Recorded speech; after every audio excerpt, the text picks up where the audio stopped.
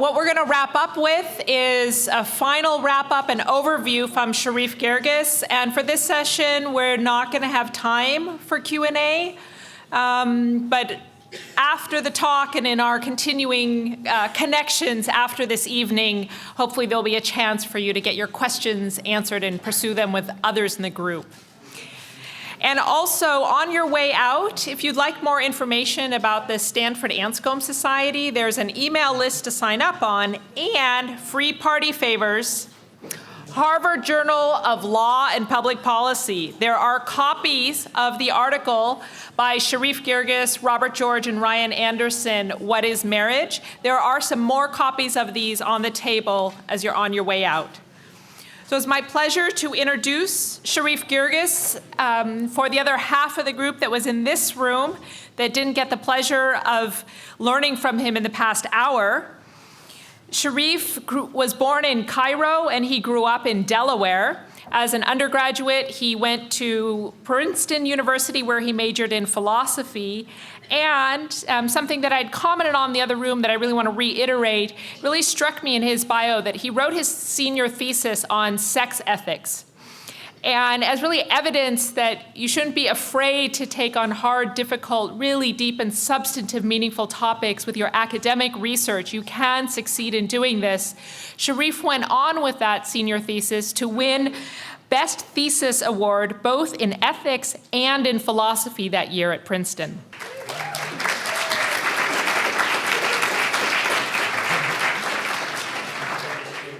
He then earned a master's degree at Oxford on a Rhodes Scholarship, and he is currently in a joint degree doing a Ph.D. in philosophy at Princeton and a law degree at Yale Law School, in addition to his public engagements like this one today. So please join me in welcoming Sherif Girgis.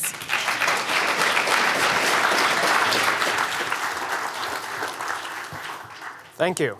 I guess everyone can hear me off of this mic. Is that right?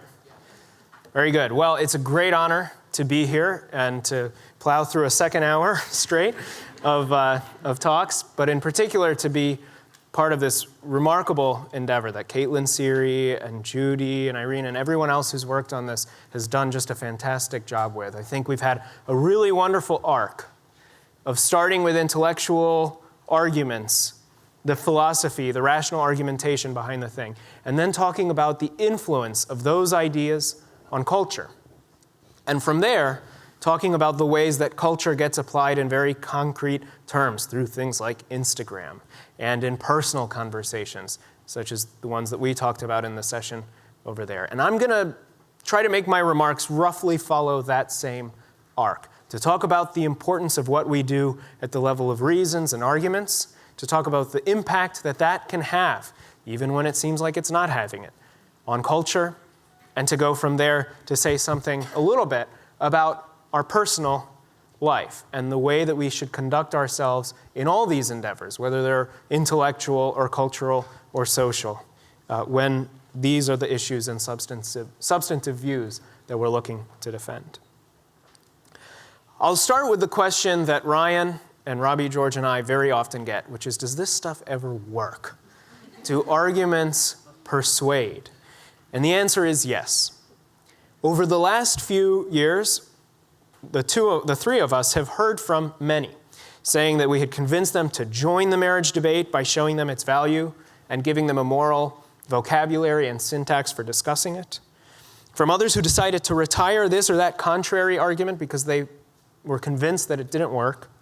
And from still others who switched to our side of the issue. They've included, to answer the next follow-up question, non-Catholics, non-Christians, agnostics, even a former and very prominent Marxist thinker. We've often remarked, channeling G.K. Chesterton, that the argument for marriage has not been tried and found wanting. It has been found difficult, or we would say feared difficult, and left untried. And the same is true of the whole ethic of sex and marriage that we're here to describe and to defend. The next argument then was, okay, well, where are the mass conversions? If these arguments are so powerful, if they're effective when you get to the right context, then why hasn't it sparked a social movement? Why can people go to a talk or read a paper and leave unconvinced? And the natural answer is, well, that rational arguments don't, of themselves, spark mass conversions. First point to note is that that shouldn't discourage you or cast doubt on the quality of the arguments. For the same thing is true as a general idea, that there's no direct route from a philosophy argument to a mass social movement. It's true on any philosophical argument for any affirmative claim of any substance. That's why at some level we're debating the same questions that faced the pre-Socratics 2,500 years ago, and we will keep doing so until the final trumpet interrupts the final Anscombe seminar. Okay? That's always going to be the case. But it doesn't mean the rational arguments are worthless. In fact, what makes philosophy a blunt tool for massive campaigns also makes it apt for other, but still very important ends. For one thing, it can help to keep us integrated within ourselves and with the truth when various forces would pull us apart. It keeps us from becoming sentimentalists or from becoming aesthetes. If your gut tells you one thing and your neighbor says another on this or any other issue, you will want to adjudicate the dispute. If a story or a social movement or a commercial or a music video with 50 million hits gets you riding a wave of passion towards a particular conclusion, you're going to want, if you're a conscientious person, to pull back and ask, is this righteous zeal, truly? Is this just passion, or is there an argument behind it? However informally you do that, that will involve the giving and comparing of reasons. It will involve rational scrutiny, rational argument. Reason is not all that motivates a person, but it motivates all conscientious persons. It's integral, even if it's not on its own sufficient. And what is the alternative? The easiest way to see why that's true is to think of the alternative. Again, G.K. Chesterton said, man has no alternative except being influenced by thought that has been thought out and being influenced by thought that has not been thought out. Yours, ours, is the effort to think out moral thought about sex and marriage. Your peers and friends and listeners and we ourselves will be swayed by moral thought about our choices on sex and marriage no matter what. The only question is whether it will be thought out, and that's what we're here to do. That said, again, there's no denying that all the rational argumentation in the world won't by itself spark the kind of cultural change that we want. And it's worth actually stopping to think about the reasons why that's true. If it's not because arguments don't work or don't have value, what makes it true that they don't have this kind of immediate and wide social impact? Well, I think it's for several reasons. Evaluating an argument takes sustained attention. It requires holding lots of pieces together, discerning very subtle patterns, generating and testing alternatives by turns in a kind of always unfinished process. Rational argument is famously better at knocking down than at building up. Even the strongest of its affirmative conclusions don't overpower us, but they invite, they suggest, they recommend, they tug at us. And by itself, philosophy tugs so softly at the imagination and the senses that it can pull the head before the heart, leaving you not so much moved as divided. That's why it has value, it has a role, but it's not complete on its own. And that's why our conference today and the efforts of the Anscombe Society, of the Love and Fidelity Network more broadly, and your and my efforts on the ground should move not just at the level of the intellectual, but also at the cultural and the practical, media and the arts and personal one-on-one conversations. But we looked at both of those aspects of the struggle, the intellectual and the cultural, because they're deeply connected. For even if abstract reasoning doesn't convert masses of people, it shapes the thought of those who do, in public and higher education, the media, the arts, and law and policy. Glee may indeed inspire a new generation of sexual libertinism, but its screenwriters owe their ideas, they didn't get them out of thin air. They owe them to late 19th century and pre-World War II thinkers who reduced sexual desire to a brute appetite and the value of sex to the sum of its pleasures. Ideas have consequences, even when they're not direct. On the other hand, there may well be a causal chain linking every novel that ever inspired virtue in a young reader to one of the lecture notes of Aristotle.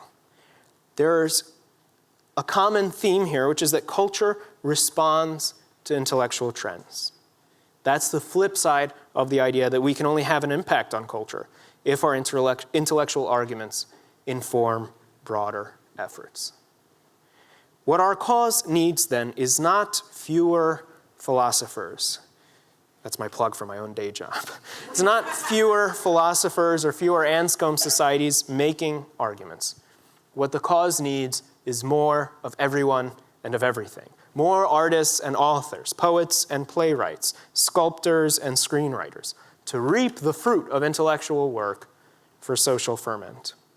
Ryan and I do what we do not because philosophy and law alone matter, but because our paintings and plays really would move no one. And the next generation of culture makers, though, will be shaped purely by bad arguments of the sort that one can hear in campus and in classrooms. Only if those bad arguments go unanswered, and they can be answered only by better arguments. That's why our intellectual and artistic and media efforts have to harmonize. Each needs the other.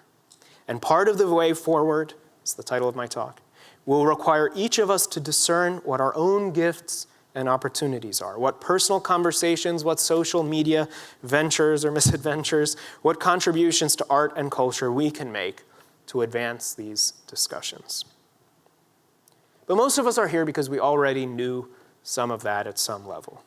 What we find difficult is not knowing what to say or how to say it or where to say it, but continuing to have the motivation to say it at all when it looks like we're losing. What's the point?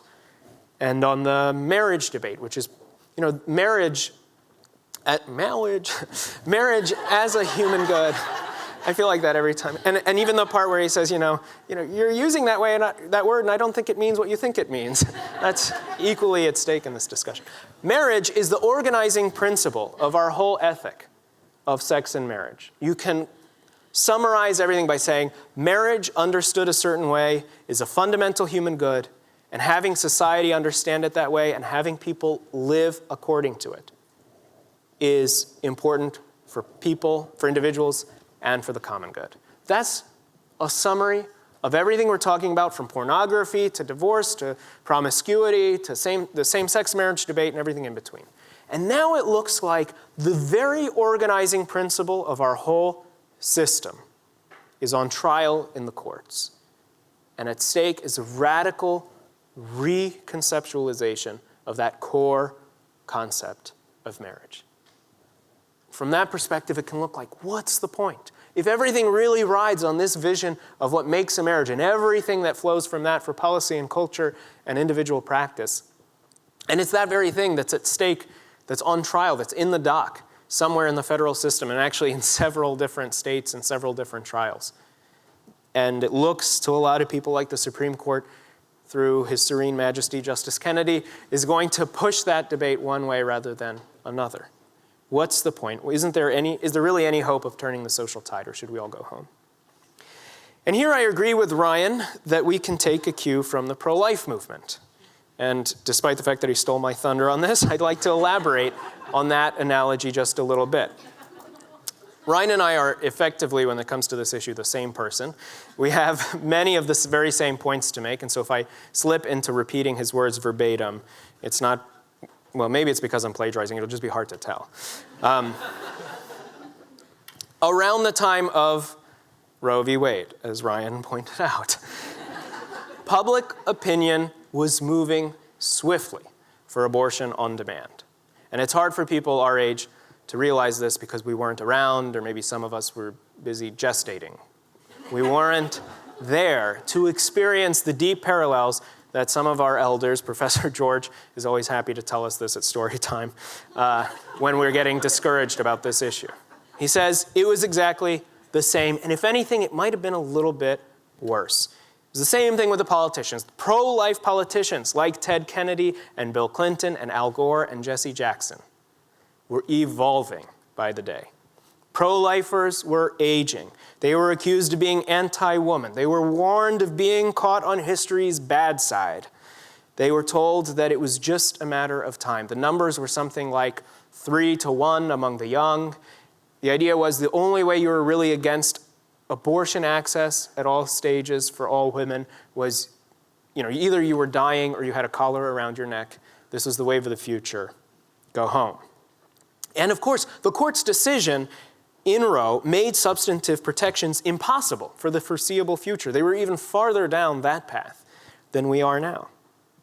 But a few pro-lifers were undaunted, and their intellectual and cultural and legal and policy and personal efforts through think tanks and arguments and research and advocacy and campaigns and building and staffing and living out their witness through pregnancy help centers, all of those efforts paid off.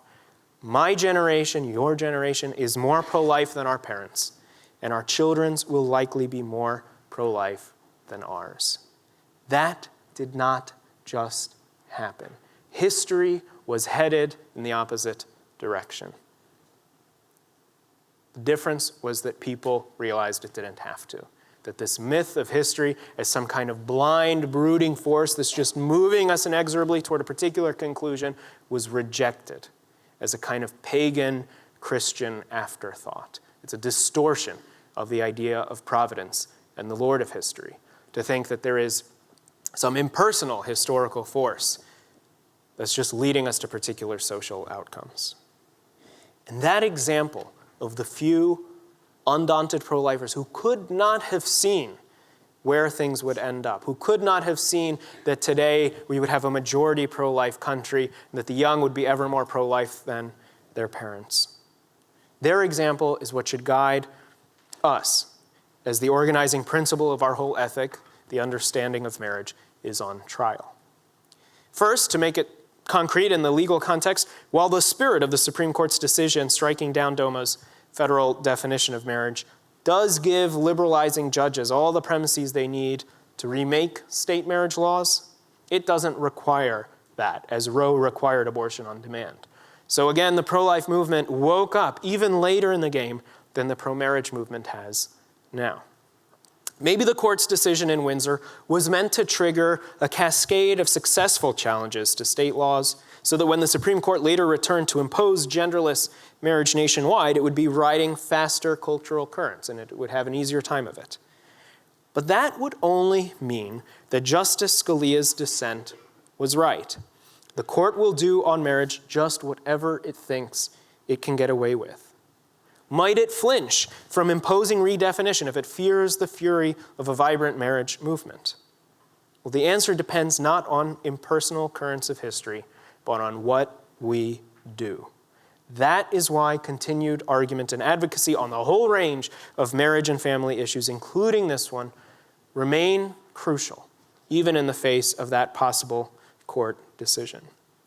But not only does social action make long-term legal defeat less likely, it also serves the broader value for which legal victory, like academic argumentation, is just a component and a condition, which is the shaping of hearts and minds and lives in line with the truth. After all, our freedom to live out and pass on our views of sex and marriage is also more threatened after the DOMA decision and other recent policy trends, like in Arizona, the defeat of the religious liberty law. By deeming conjugal marriage supporters bigots, the court makes it easier for lawmakers and courts to use anti-discrimination laws and public education to drive us to the margins of public life. And then it will be easier for a camel to pass through the eye of a needle than, say, for our own future children to pass through college with a sound marital and sexual ethic, even as an earlier generation's efforts made it easier for you and me to be pro-life. But even this aspect of it, the direction that the religious liberty issue goes, depends, even apart from the court's decision on marriage, depends on what we do. If we fight to make clear and ever clearer the reasons for the conjugal view, we make it less likely that it gets regarded in the future as racism is. We make it more likely that it gets regarded in the future as the pro-life view was, say, 15 years ago, where it was still a minority view, but one that reasonable people can disagree on. To give you a sense of how much this has moved, at Yale Law School, which is like somewhere to the left of Che Guevara, at Yale Law School, nobody wants to talk about abortion. They outnumber pro-lifers there. My class of 206 people has, I think, about 6 pro-lifers, okay? They outnumber us 200 to 6, or whatever, 100 to 3. But they don't want to talk about it. When they do talk about it, they only bring it up as an example, as a prime example of a difficult issue on which reasonable people can disagree, so let's just move on, okay? They're nervous. But they're nervous because people did the hard work when they weren't nervous and when it looked like all was lost. Well, now remember, that change happened without any significant legal changes happening, because Roe has been on the books, only moderately modified by Casey in the 90s. So whether or not the court goes in that direction, it matters for these very real-life, concrete freedoms to pass on and live out our views, socially and otherwise, that we fight to make clear the reasons for those views. So the DOMA decision, but also these other recent reforms, heighten the value of winning while lowering the odds of a near-term win. What to do then? Well, no judicial decision can change our duties to see to it by our cultural norms and our personal behavior that children know the care of the man and woman whose love gave them life, and that everyone else, married or not, lives by the demands of true love in both its marital and other forms. In fact, I've been drawing these parallels between the historical trajectories of the pro-life and pro-marriage debates, but the parallels run deeper than just those sociological similarities. Also linked are the ideas underlying the two movements. This is a point that people often miss. For while some try to draw a sharp line between them, the fight for marriage serves the fight for life. The sexual revolution and the abortion license flow from the same tragic mistakes, which Professor Lopez so nicely outlined in the progress of those ideas in musicals and movies. The idea that the individual and not the family is of basic social and moral value. The idea that personal adult fulfillment trumps the needs of children who can be deliberately deprived of their own parents or extinguished if only our sense of fulfillment demands it. That sex has no inherent procreative significance and no value besides its power to please. These are ideas behind the pro-life as well as the pro-family efforts. And just as family life fulfills marriage, as Ryan pointed out, so robustly protecting life calls for protecting marriage. It's one of the best things you can do to reduce the abortion rate is to increase the strength of the marriage culture. That's another reason we can't give up on that marriage culture. But if we can't forfeit the cultural fight for our vision of sex and marriage and human dignity and the human good, and recent developments block any immediate victory, we must take the long view. We must do on marriage and family issues, even before we get a full-out Roe on marriage, what we've been doing for years on life issues, even after the actual Roe, investing the long-term political and legal and cultural and social capital to win down the line. And if redefined marriage and casual sex and all these other errors are built upon tragic mistakes about the human good and the common good, then they will eventually take their place on the ash heap of history along so many other inevitabilities, like Marxism or settled support for abortion access, that were themselves built on errors.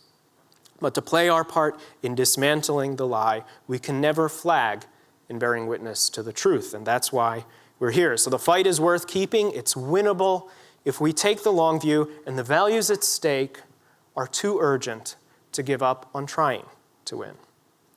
But as we work through all these means, we work through the rational arguments, the intellectual advocacy, law and culture, personal interactions and friendships, we have to be sure to take care of ourselves, to conduct ourselves in accordance with our own values. So having gone from the intellectual and the one-on-one efforts to the legal and the cultural, let me return for a moment to the personal. First, for those of us who see the home as the foundation of society, too much focus on public affairs can have obvious risks. The daunting sense that our mission is to change the culture and change the world can promote in us a kind of idolatry of the national and a contempt for the local that undermine the very love of family and neighbor that we're trying to champion. The lecture circuit can enable the peculiar hypocrisy of preaching the values of family at the expense of one's own. And here I'm talking to myself as much as anybody else. I'm very lucky to be engaged to be married to a fantastic woman named Gabby Speech, whom Ryan Anderson unfortunately introduced me to. I say unfortunately because now our first child is going to have to be Rihanna Girgis or something. So some kind of tribute to Ryan. By the way, if anybody can return the favor to Ryan, he'll need it. So if you have someone in mind, there's a suggestions box in the back there. Okay. Anyway, I'm personally engaged to be married, and of course on any given weekend, it can look like my options are, well, just spend one more weekend with my fiance who I'm going to have my whole life with anyway, or go and defend marriage in front of 1,000 people, maybe 5 of whom will change their minds, and it'll be awesome. And of course, there's a kind of utilitarian calculus that can always make that decision come out the wrong way. And all of us, in our own cases, have to think about the degree to which we're actually living by our own ethic and not allowing some abstract fight for the common good destroy our own participation in the goods we're trying to promote more broadly. Similarly, our focus on the intellectual and the rational, while it's important, and I've argued it's indispensable, can undermine our commitment to the lived and the personal. So we have to be the most vigilant adherents of the values and the morals that we want to share. We have to make our daily lives the most intense and the most constant form of witness to our own views that there is, much louder than our words. And whatever form that takes, we want to be sure to keep ourselves more accountable than we would propose to keep others. To live by the very demand, whatever part of this ethic of sex and marriage is most demanding for us, to make sure that we're faithful on that. It imposes different burdens on different people at different points. And whether it means practicing chastity before marriage, or fidelity within marriage, or putting the right restrictions on your computer so you don't go in the wrong direction from an innocent or not innocent Google search, whatever it takes, that should be the focus of our efforts, even before the more public and other-oriented arguments. In other words, having our own house in order, quite literally, will give us not just the credibility to fight on these issues, but the freedom and the joy to witness compellingly. In other words, it will give us the gift of being happy warriors on this stuff. I've really been struck by the difference that happy warriors make in the last few years, because I've had a really nice study in contrast. So for the last 2 years before this academic year, I was at Yale Law School, and I'm involved in the Federalist Society there, which is a kind of conservative student group. And we've brought in a ton of conservatives to come speak at Yale. And of course, at Yale, they feel like they're on the defensive, and they've got to be kind of nasty and so on. To give you an example of how bitter some of them can be, one of them was asked, how could you, when you were working for the Bush administration, have supported waterboarding? I mean, it's torture, it's evil. And he said, he kind of got his grin on. He said, more people died in Ted Kennedy's car at Chappaquiddick than have died from water. Okay, waterboarding. So that's a bitter answer, okay? And I started to notice a pattern, that folks who had fought on a particular conservative cause in a world that was always against them, because it was the world of DC government, or whether it was politics or the academy or otherwise, a lot of them gave in to the temptation to bitterness. And it made a huge difference. It made them extremely unattractive advocates of the views that they were pushing. And the contrast to this that's closest to me and to Ryan is Professor George. Professor George, if you've ever gotten to see him give a talk, or you've gotten to meet him, one thing that's always true of him is just he's always so happy. He loves doing what he's doing, and I think partly that's because he gets a thrill of combat that I just don't have, in an innocent and good way. But partly it's because he lives by a kind of insight that's actually behind the more socially conservative side of these political issues, which is that politics isn't everything and shouldn't be. That actually politics is serving a higher and broader goal. And so in his own life that gets reflected. It's not, the political debate doesn't take up the whole screen for him. He's got other interests. Most importantly, he's got other responsibilities that are primary. Responsibilities to his own family and to his students as a teacher and to other aspects of his vocation. And I think one way to avoid the bitterness of this unbelievable speaker at Yale and to try to emulate some of the joy of Ryan's and my mentor and of other people is to make sure that we're living by that aspect of our ethic. This subordinates the political to the personal. Father Richard John Newhouse, I think, was another great example of this. If you ever read his writings in First Things, you go to the back. Everybody in those days who had a subscription to First Things would always start with the back of First Things because that's where his stuff was. It was called While We're At It. And you should go back to them. It's all archived online. The tone of every one of those, even when he was skewering some opponent, his favorite opponent for about 2 decades was the New York Times. So he would pick out an editorial and just have a time of his life with it. It was always clear that he was having the time of his life. And even when he was talking about a particular person, you could hear in every sentence, in the back of it was this proposal. Like, come over here, like have a glass of whiskey. Like sit down, let's share this cigar, let's talk this through, let's reason together as friends. That kind of spirit, that joie de vivre, that joy in combat in a totally innocent and benign way is something that we have to work at cultivating if we're going to fight in a way that's sustainable on issues that should give people joy because they correspond to the true and the good.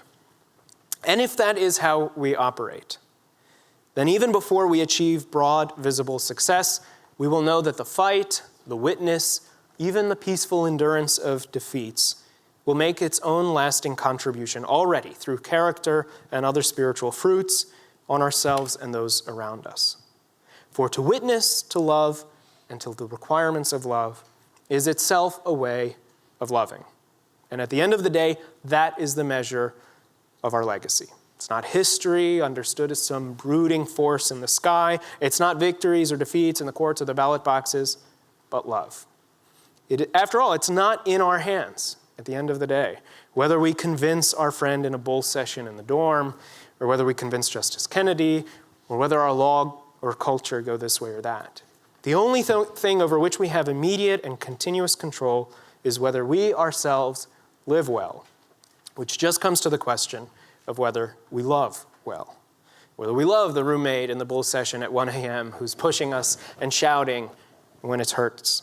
Or whether we love the friend who's cohabiting with his girlfriend or with his boyfriend by sharing our convictions in ways that make them understand and feel our concern. Father Newhouse said once in a talk at Princeton on the pro-life cause, he quoted his own mentor, Dr. Martin Luther King, with whom he marched for civil rights, with whose cause for civil rights and for the downtrodden and for the most vulnerable in society, he thought that the life and marriage efforts were just continuous. He quoted him saying, "Whom you would change, you must first love, and they must know that you love them." I think the way to make it clear that we love them is to show by example and by word what our real goals are. As I started to say earlier, no true social conservative, none, fights just to win a fight or values politics or persuasion for their own sake. In these matters, policies and arguments, even Anscombe societies and Anscombe conferences, are only a means. Paraphrasing C.S. Lewis, we should all be happy to concede that all the world's court cases and white papers, all the conferences, add up to nothing in themselves. To us, they are for naught unless they facilitate real goods, basic goods.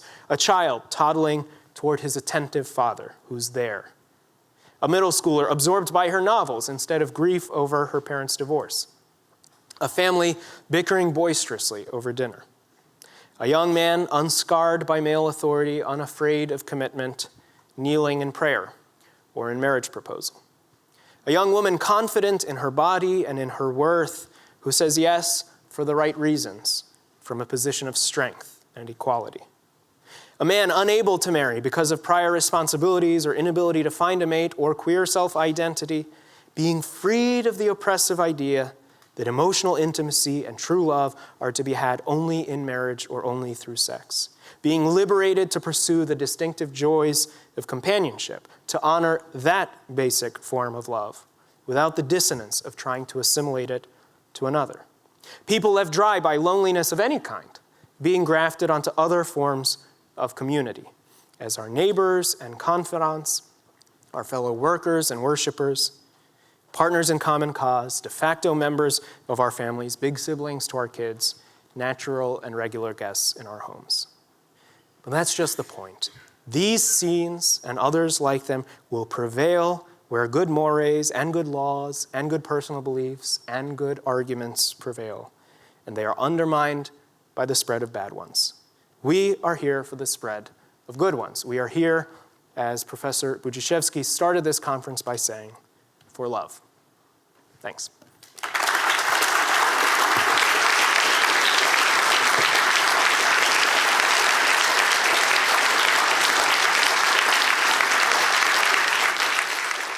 Thank you all once again, and we really appreciate that this has been a wonderful conference and for all of your support.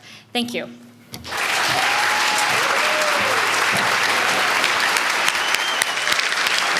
Yes, an extra round of applause for the Stanford Anselm Society students and Judy. Thank you.